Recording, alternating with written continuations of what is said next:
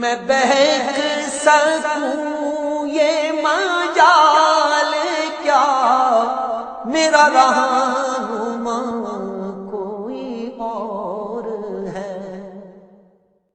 نحمدہ ونصلی علی رسولہ النبی الکریم الامین، اما بعد فاعوذ باللہ السمیع العلیم من الشیطان الرجیم، بسم اللہ الرحمن الرحیم۔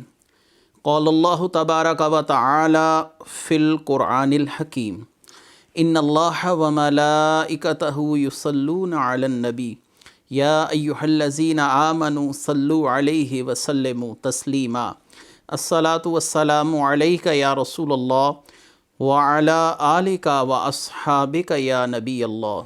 اللہ تعالیٰ کی حمد و ثنا، سرور کونین جان عالم وجہ تخلیق کائنات حضرت محمد مصطفیٰ صلی اللہ علیہ وسلم اور آپ کے جمیع آل و اصحاب کی بارگاہ ناز میں درود و سلام کے نذرانوں کے بعد، انتہائی عزت اور احترام کے لائق سامعین ذی وقار، میرے دینی اور یقینی دوستوں، بزرگوں اور بھائیوں، بحمدہ تعالی قرآن کریم فرقان حمید کتاب لا ریب کے دروس کا ہمارا تسلسل بنام تفسیر اعجاز القرآن جاری ہے، اور آج اسی سلسلے میں ایک بار پھر حاضر خدمت ہے۔ اللہ تعالی ہم سب کو حق کی اتباع اور پیروی کرنے کی توفیق مرحمت فرمائے۔ آج انشاءاللہ العزیز 8ویں سپارے کے دوسرے رکوع اور سورہ الانعام کے 15ویں رکوع کی تفسیر آپ کی خدمت میں پیش کی جائے گی۔ اللہ تعالیٰ سے دعا ہے کہ اللہ تعالیٰ مجھے حق کہنے کی توفیق عطا فرمائے۔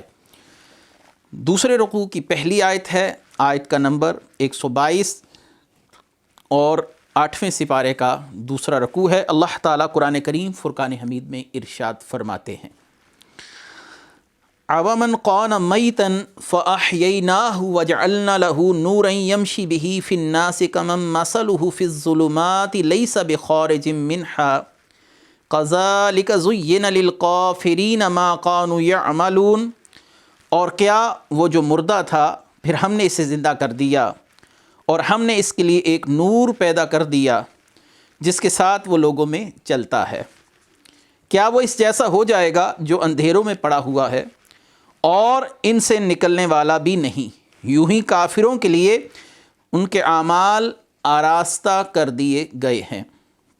اللہ تبارک و تعالیٰ نے اس آیت مبارکہ میں جو فرمایا کہ اور کیا وہ مردہ تھا جسے ہم نے زندہ کر دیا، تو جمہور مفسرین کی رائے یہ ہے اس آیت مبارکہ کے متعلق، یہاں پر اس شخص کی مثال دی جا رہی ہے جس کو اللہ تعالیٰ نے حالت کفر سے حالت اسلام میں آنے کی توفیق عطا فرمائی۔ اور سیدنا ابن عباس رضی اللہ تعالیٰ عنہ کی رائے ہے کہ یہ آیت مبارکہ حضرت امیر حمزہ رضی اللہ تعالیٰ عنہ کے لیے نازل ہوئی کہ جب انہوں نے نبی کریم صلی اللہ علیہ وآلہ وسلم کے زخمی ہونے کی خبر سنی کہ آپ کو ابو جہل نے زخمی کر دیا ہے، تو نبی کریم صلی اللہ علیہ وسلم کی نصرت اور تائید اور آپ کی محبت میں ابو جہل کو جا کر آپ نے خوب پیٹا، اور اللہ تعالیٰ نے اس نصرت، اس تائید اور اس محبت کا صلہ سیدنا حمزہ کو یہ عطا فرمایا کہ آپ کو اللہ تعالیٰ نے اسلام کی توفیق عطا فرما دی۔ بعض مفسرین کے ہاں اس آیت مبارکہ کا شان نزول سیدنا عمر فاروق رضی اللہ تعالی عنہ، اور بعض مفسرین نے اس آیت کا شان نزول سیدنا عمار بن یاسر رضی اللہ تعالی عنہ کو قرار دیا۔ یہاں پر مراد کسی کی بھی ذات مقدسہ لی جائے، چاہے وہ سیدنا عمار ہوں، چاہے وہ سیدنا امیر حمزہ رضی اللہ تعالی عنہ ہوں، چاہے وہ عمر فاروق رضی اللہ تعالی عنہ ہوں، اس آیت کا حکم عام ہے کہ اللہ تعالیٰ جب کسی کو ہدایت دیتا ہے تو اللہ تعالیٰ نے اس ہدایت کو نور سے تعبیر فرمایا، اور کفر اور ظلمت کو اللہ تعالیٰ نے اندھیروں سے تعبیر کیا۔ یاد رکھیے کہ اس کی یہ تفسیر بھی کی جا سکتی ہے کہ جسے اللہ تعالیٰ بھلائی کا معاملہ فرمائے اسے جہالت کے اندھیروں سے نکال کر علم کی روشنی سے منور فرما دیتا ہے۔ بہرحال اللہ تبارک و تعالیٰ نے نور سے نکال کر، ظلمت سے نکال کر اس شخص کے لیے نور پیدا فرما دیا۔ اب یہاں پر ایک بات اور بھی کہی جا سکتی ہے کہ بعض مفسرین نے یہاں پر چونکہ اس آیت کو عام رکھا ہے اومن قان میتن فاحییناہ وجعلنا لہ نورا یمشی بہ فی الناس، کہ اللہ تعالیٰ نے جو مردہ کہا ہے وہ کافر کو کہا ہے، جو زندہ کہا ہے وہ اہل ایمان کو کہا ہے۔ تو لہٰذا وہ آیتیں قرآن میں کہ آپ مردوں کو نہیں سنا سکتے، ان آیات کا جو معاملہ ہے وہ اس آیت کی روشنی میں حل ہو جائے گا۔ بہت سے لوگ قبر کی زندگی، قبر میں مردوں کا سماع، ان کے شعور اور ادراک کا انکار کرتے ہیں اور کہتے ہیں قرآن نے کہا اِنَّكَ لَتُسْمِعُ الْمَوْتَى، آپ مردوں کو نہیں سنوا سکتے۔ تو یہاں پر مردوں سے مراد کافر ہیں، یعنی جن کے دلوں پر اللہ نے تالا لگا دیا، آپ کا کلام ان کے لیے نفع بخش نہیں ہو سکتا۔ مفسرین کی تفسیر اپنی جگہ پر، اب تو قرآن کی آیت اس آیت کی تفسیر بن جائے گی، کیونکہ اللہ نے یہاں پر کافروں کو مردہ کہا ہے۔ تو اللہ تعالیٰ نے کافروں کے لیے کہا کہ آپ مردوں کو نہیں سنوا سکتے، تو ہمارے بہت سے مہربان ایسے ہیں جو ان آیات کو غلط استعمال کر کر اکابرین امت کی تعبیرات اور تصریحات کا انکار کر کر اپنے خود ساختہ اور گھڑے ہوئے عقائد کو ان آیات کے معنی اور مفاہیم بدل کر لوگوں کے سامنے پیش کرتے ہیں۔ آپ کے سامنے اللہ تعالیٰ نے کافر کو میت سے تعبیر کیا، مردے سے تعبیر کیا۔ اومن قان میتن فاحییناہ، وہ میت جسے ہم نے زندہ کیا، وجعلنا لہ نورا یمشی بہ فی الناس، اور اللہ تعالیٰ نے اس کے لیے نور پیدا کر دیا جس کو لے کر وہ سینے کے اندر پھرتا ہے، یعنی لوگوں کے لیے اپنے دل میں ایمان کی روشنی لے کر پھرتا ہے، لوگوں کو اس سے فائدہ دیتا ہے۔ اللہ نے فرمایا وہ اس جیسا نہیں ہو سکتا جو کفر کی ظلمتوں میں ڈوبا ہوا ہے۔ اس کا مطلب یہ ہے کہ انسان اگرچہ اللہ نے سب پیدا کیے، لیکن جس کو اللہ نے ہدایت کا نور دیا وہ کافر جیسا نہیں ہو سکتا، اور جو اللہ کا زیادہ اطاعت گزار ہے وہ کم اطاعت گزار جیسا نہیں ہو سکتا۔ اور اسی طرح رتبہ برتبہ، درجہ بدرجہ اطاعت کے لحاظ سے ہم تقسیم کر سکتے ہیں۔ اب خود سوچئے، جب دو انسان ایک جیسے نہیں ہو سکتے تو وہ لوگ کتنے جاہل ہیں جو نبی کے ساتھ مثلیت کا دعویٰ کرتے ہیں کہ ہم رسول جیسے ہیں اور رسول ہم جیسے۔ اللہ نے فرمایا وَكَذَلِكَ زُيِّنَ لِلْكَافِرِينَ مَا كَانُوا يَعْمَلُونَ، اور اللہ تعالیٰ نے ان کافروں کے اعمال ان کو بھلے کر دکھائے ہیں، یہ جو بھی کرتے رہیں ان کا دل اس چیز پر مطمئن رہتا ہے کہ ہم جو کر رہے ہیں وہ ٹھیک ہی کر رہے ہیں۔ مزید اللہ تعالیٰ نے ارشاد فرمایا وَكَذَلِكَ جَعَلْنَا فِي كُلِّ قَرْيَةٍ أَقَابِرَ مُجْرِمِيهَا لِيَمْكُرُوا فِيهَا وَمَا يَمْكُرُونَ إِلَّا بِأَنفُسِهِمْ وَمَا يَشْعُرُونَ، اور ویسے ہی ہم نے ہر بستی میں ان کے مجرموں کو سردار بنا دیا، سرغنہ بنا دیا، تاکہ اس میں وہ اپنی سازشیں کریں۔ وہ صرف اپنے خلاف سازشیں کر رہے ہیں اور انہیں شعور نہیں ہے۔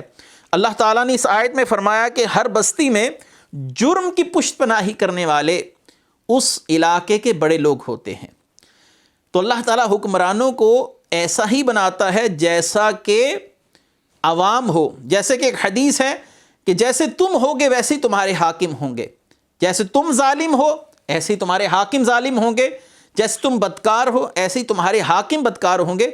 اور امام عبدالوہاب شعرانی رحمۃ اللہ علیہ کی مجھے بات یاد آئی، آپ نے بڑی اچھی بات فرمائی تھی۔ بہت بڑے صوفی ہیں اور اولیاء مصر سے آپ کا تعلق ہے، 9ویں صدی آپ نے مصر میں لوگوں کی دین کے لحاظ سے بڑی خدمت کی۔ تو آپ اپنی کتاب البحر المورود میں فرماتے ہیں کہ عوام جو ہیں ان کی مثال جسم جیسی ہے، اور ان کے جو سردار ہیں، ان کے سرغنہ ہیں، ان کے لیڈر ہیں، ان کے قائد ہیں، ان کی مثال سائے جیسی ہے۔ تو جسم جیسا ہوتا ہے سایہ بھی ویسا ہی ہوتا ہے۔ جسم اگر جھک جائے تو آپ دیکھیں گے سایہ بھی اسی طرح حرکت کرتا ہے۔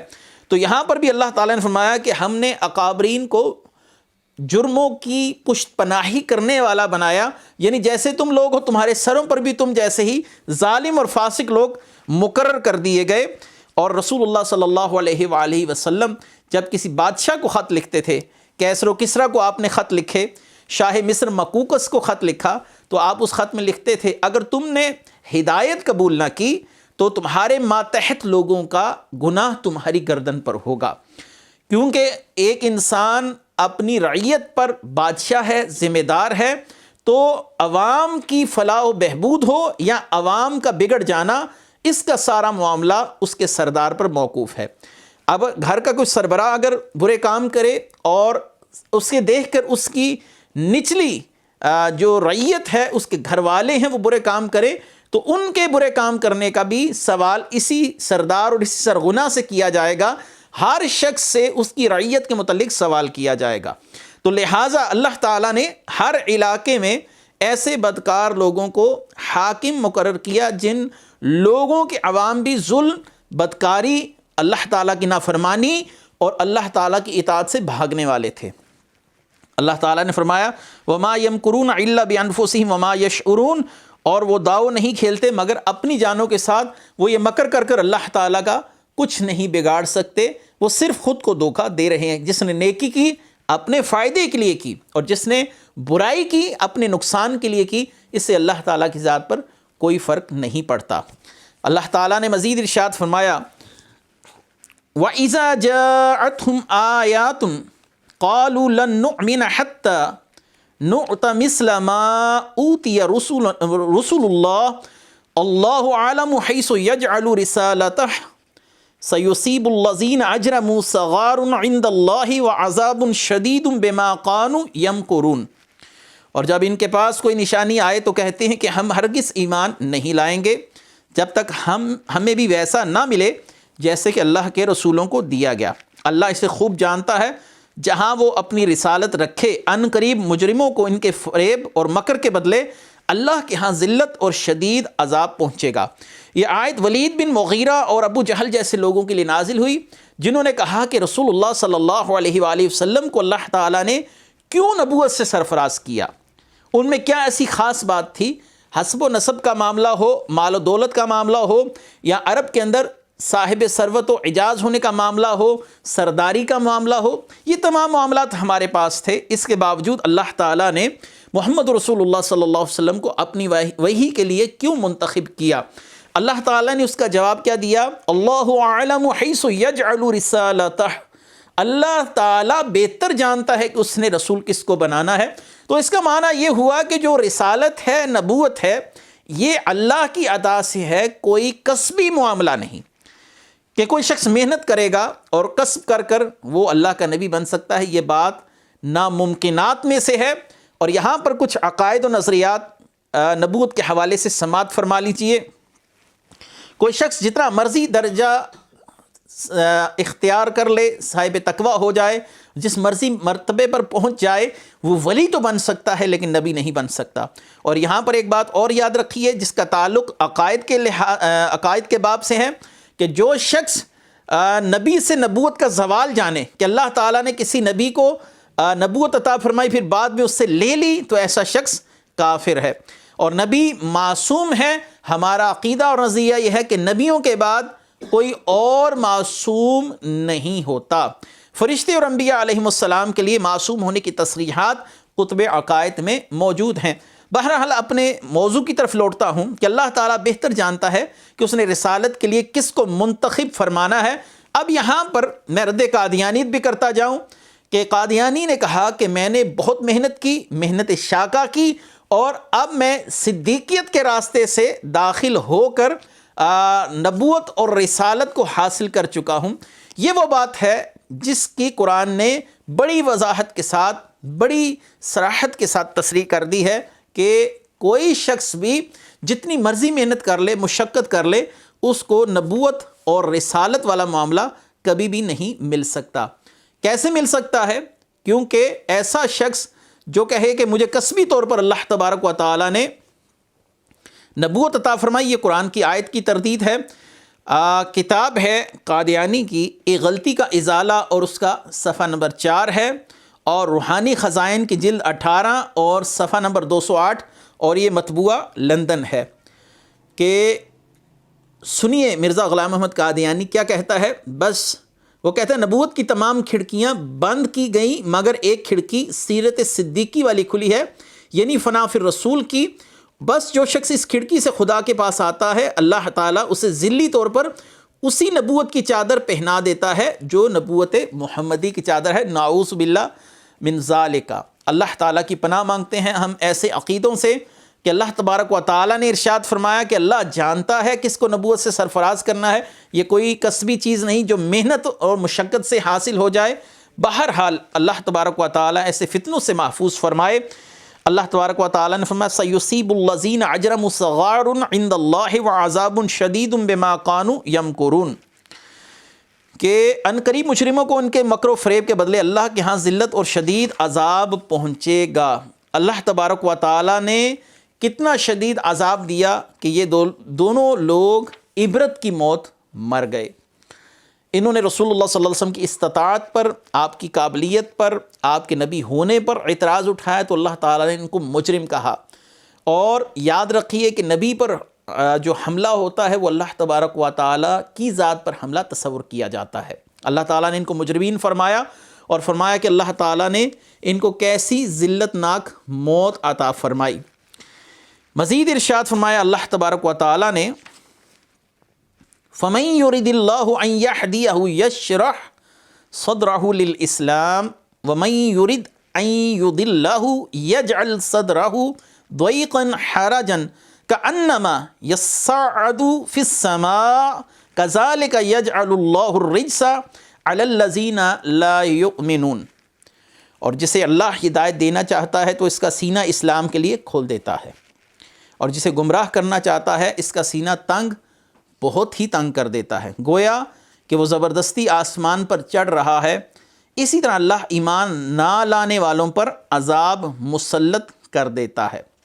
دیکھیے فَمَن يُرِدِ اللَّهُ أَن يَهْدِيَهُ، جسے اللہ راہ دکھانا چاہے اس کے لیے اسلام کا دروازہ کھول دیتا ہے، یا اس کا سینہ اسلام کے لیے کھول دیتا ہے۔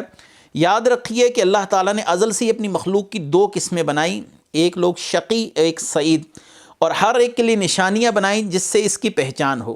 سعادت کی نشانی اسلام کے لیے سینہ کھلنا، ایمان قبول کرنا، جبکہ شقاوت اور بدبختی کی نشانی سینے کی تنگی اور اسلام قبول نہ کرنا ہے۔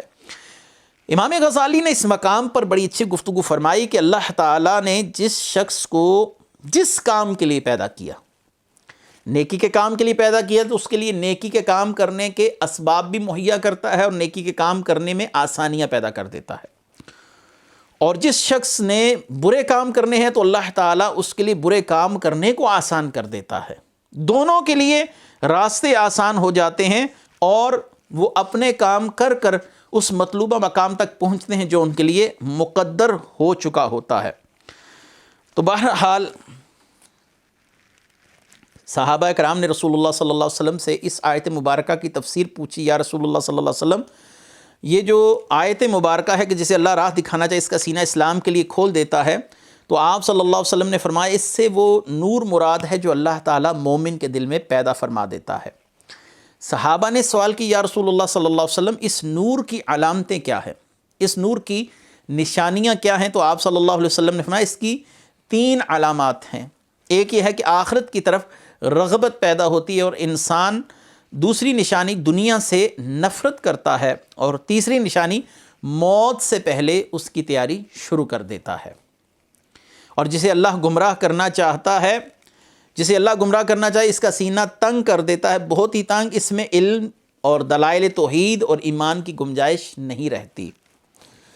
اس کو مل کر جتنے لوگ مرضی سمجھائیں، اس پر جتنے مرضی دلائل اور نظریات اور ایسی چیزیں پیش کی جائیں جس سے کوئی شخص ہدایت حاصل کر سکتا ہے، تو ایسا شخص ہدایت نہیں حاصل کر سکے گا۔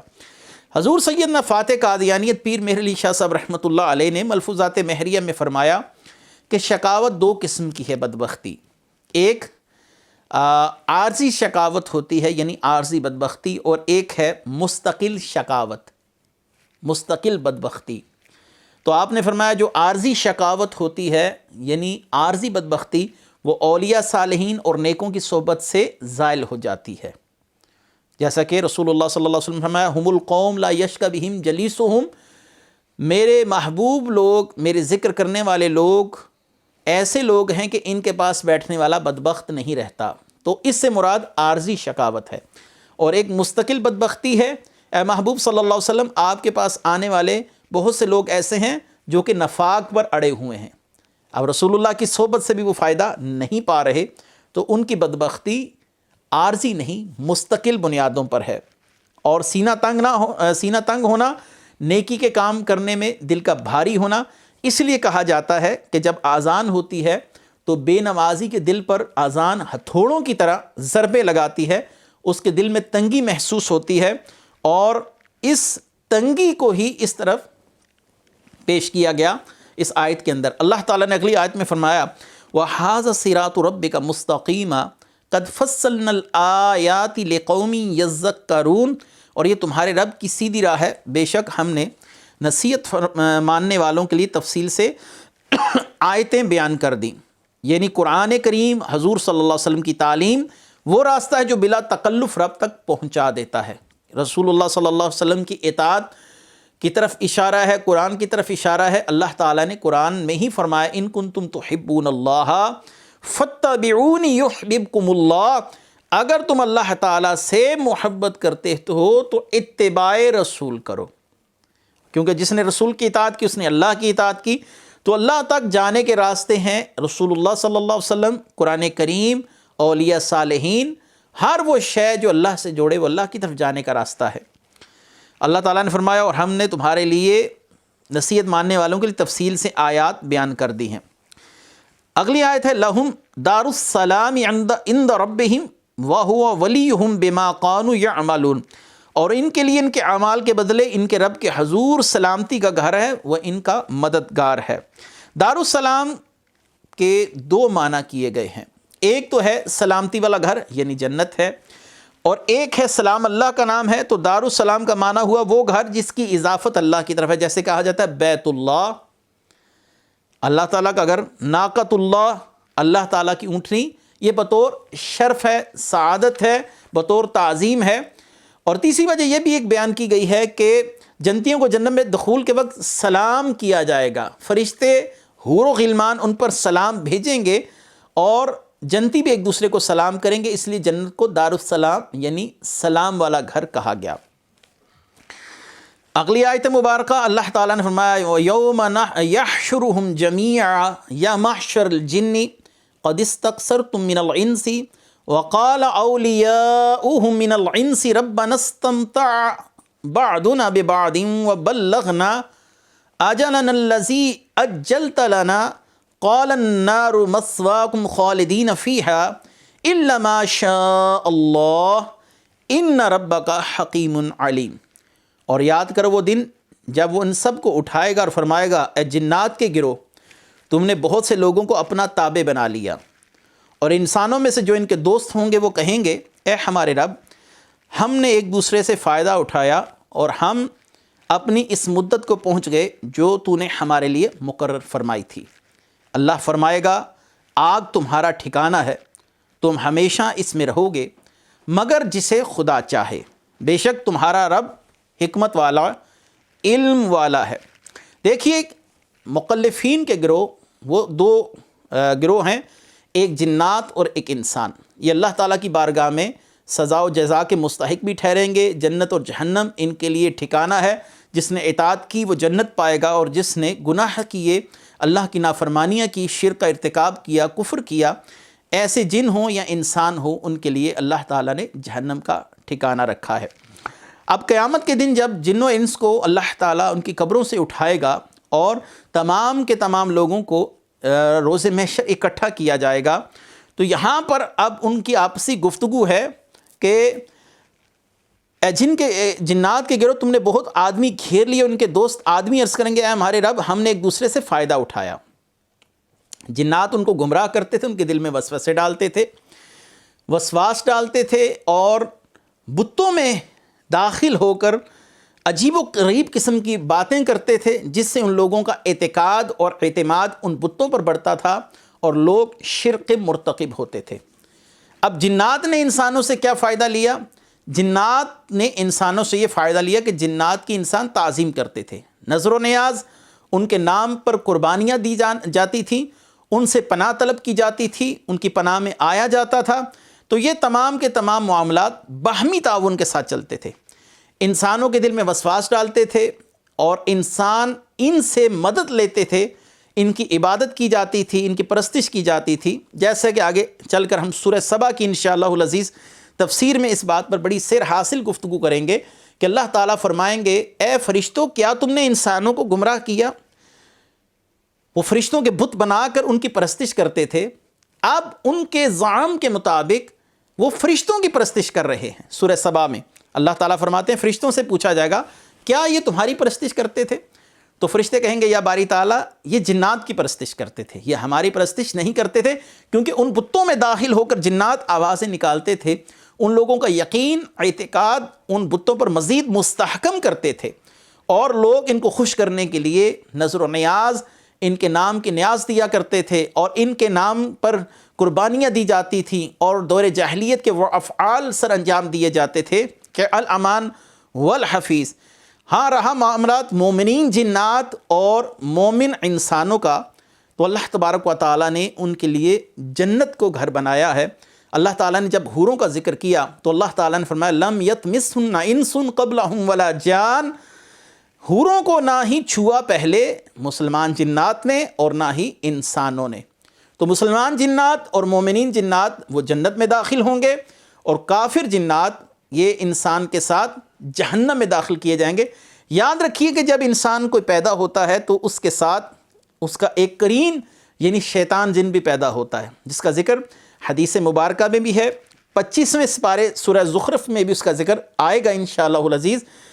تو یہ انسان کو وسواس ڈالتا ہے، یہ برائی کی قوت ہے جو انسان کے ساتھ رہتی ہے، اور انسان کے دل میں وسواس ڈالتا ہے، انسان کو اپنے تسلط میں رکھتا ہے، انسان کو اپنے قبضے میں رکھتا ہے، جو چاہتا ہے انسان سے گناہ کرواتا ہے۔ اگر انسان صاحب ذکر ہے، اس پر اللہ کا فضل ہے، وہ اللہ کی رحمت میں رہتا ہے، تو اس پر قرین کا تصرف بہت کم ہو جاتا ہے، اور وہ برائی کا ارتکاب بہت کم کرتا ہے، یعنی اس کے تصرفات اور اس کا تسلط اس شخص پر بہت کمزور پڑ جاتا ہے۔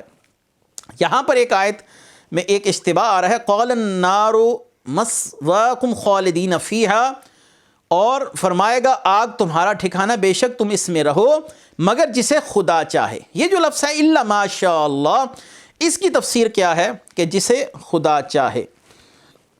ان میں سے کچھ لوگ ایسے بھی ہیں جنہوں نے لوگوں کو گمراہ کیا، جنات میں بھی اور انسانوں میں بھی، الا ماشاء اللہ۔ ہاں بعد میں اگر کسی نے اسلام قبول کیا تو اللہ تعالیٰ اس کو جہنم کے عذاب سے مستثنی فرما دے گا، کیونکہ اسلام پہلے کے گناہوں کو مٹا دیتا ہے۔ رسول اللہ صلی اللہ علیہ وسلم نے فرمایا جس نے اسلام قبول کیا، اسلام قبول کرنا اس کے پہلے گناہوں کو ختم کر دے گا، اس کے پہلے گناہوں کو مٹا دے گا۔ ان ربک حکیم علیم، بے شک تمہارا رب حکمت والا، علم والا ہے۔ آخری آیت ہے وَكَذَلِكَ نُوَلِّي بَعْضَ الظَّالِمِينَ بَعْضًا بِمَا قَانُوا يَكْسِبُونَ، اور یوں ہی ہم ظالموں میں ایک کو دوسرے پر ان کے اعمال کے سبب مسلط کر دیتے ہیں۔ حضرت عبداللہ بن عباس نے کیا خوب فرمایا کہ جب کسی قوم کا اللہ تعالیٰ بھلا چاہتا ہے تو اچھوں کو ان پر مقرر کر دیتا ہے، اور جب کسی قوم سے برائی کا ارادہ فرماتا ہے تو بروں کو ان کا حکمران مقرر کر دیتا ہے۔ تو اس سے یہ نتیجہ ثابت ہوا کہ اگر قوم ظالم ہو تو حاکم بھی ظالم ہوتا ہے، اور اگر قوم اچھی ہو، اللہ کی اطاعت گزار ہو، تو اللہ تبارک و تعالیٰ انہیں حکمران بھی اچھا دیتا ہے۔ یاد رکھیے کہ ظلم ایک ایسی شے ہے کہ رسول اللہ صلی اللہ علیہ وسلم نے فرمایا کہ مظلوم کی بد دعا اگر کسی ظالم کے حق میں ہو، اگر مظلوم اگرچہ کافر ہی کیوں نہ ہو، وہ سیدھی اللہ تعالیٰ تک جا کے پہنچتی ہے۔ ظالم اگرچہ مسلمان ہی کیوں نہ ہو، مظلوم اگرچہ کافر ہی کیوں نہ ہو، تو مظلوم کی دعا جو سیدھی ہے وہ اللہ تبارک و تعالیٰ کی بارگاہ میں پہنچتی ہے۔ فضیل بن عیاض فرماتے تھے جب تو ایک ظالم کو دوسرے ظالم سے انتقام لیتا ہوا دیکھے تو پھر ٹھہر جا اور تعجب سے یہ تماشا دیکھ کہ اللہ نے ایک ظالم کو دوسرے ظالم پر کیسے مسلط کیا۔ آج امت مسلمہ نے اللہ تعالیٰ کی اطاعت سے فرار اختیار کیا تو اللہ تعالیٰ نے عیاش لوگوں کو ان پر حکمران مقرر کر دیا۔ آج ہم اپنے حکمرانوں پر جرا قدا تو کرتے ہیں لیکن اپنے اعمال کی اصلاح نہیں کرتے۔ اللہ تعالیٰ نے اس آخری آیت میں یہی فرمایا کہ ہم بعض ظالموں کو بعضوں پر مسلط کر دیتے ہیں تاکہ ان کے کیے کا بدلہ ان سے لیا جا سکے۔ اللہ تعالیٰ قرآن کی ہدایت ہم سب کو نصیب فرمائے۔ وآخر دعوانا ان الحمد للہ رب العالمین۔ میں بہک سکوں یہ مجال کیا میرا رہا